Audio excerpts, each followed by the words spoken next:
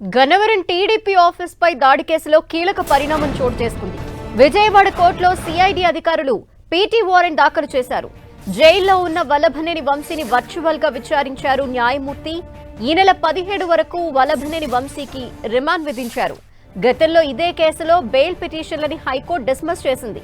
దీంతో ప్రస్తుతం PT warrant దాఖలు చేశారు సిఐడి అధికారులు.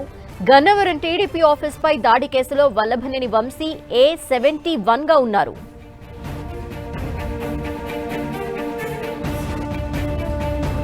మరిన్ని డీటెయిల్స్ మా ప్రతినిధి తిరుమలరావు అందిస్తారు. తిరుమలరావు, ధనలక్ష్మి, టీడీపీ కార్యాలయంపై దాడి కేసులో సిఐడి అధికారులు దూకుడు పెంచారనే చెప్పాలి.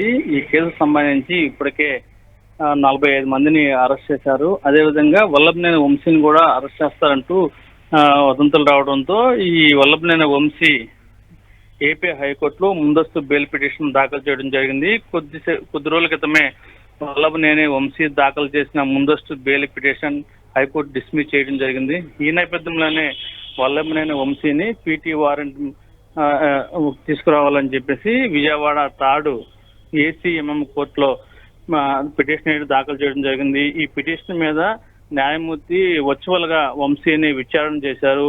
అయితే దీనికి సంబంధించి వల్లభనేని వంశీ పీటీ వారెంట్ జారీ చేశారు కాబట్టి దీనికి సంబంధించి విచారించిన న్యాయమూర్తి ఈ నెల 17 వరకు రిమాండ్ ఎక్స్టెన్షన్ చేయడం జరిగింది. ఏదేమైనప్పటికీ వల్లభనేని వంశీని ఈ సిఐడి అధికారులు కస్టడీ తీసుకుని విచారించేందుకు కూడా రంగం సిద్ధం చేస్తున్నారంటే మనకు తెలుస్తుంది. పీటీ వారెంట్ జారీ చేశారు కాబట్టి ఇవాళ లేకపోతే రేపు సంబంధించి ఈ కస్టడీ పిటిషన్ కూడా దాఖలు చేసే అవకాశాలు కనిపిస్తున్నాయని చెప్పేసి కొంతమంది న్యాయ నిపుణులు అయితే చెప్పడం జరిగింది. అసలు టీడీపీ కార్యాలయం మీద దాడి చేయడం గల కారణాలు ఏంటనే కోణంలో విచారించేందుకు సిఐడి అధికారులు దూకుడు పెంచారని చెప్పేసి ఈ పిటిషన్ ద్వారా మనకి అర్థమవుతుంది. Dhanalakshmi. Okay, thank you Tirumalarao.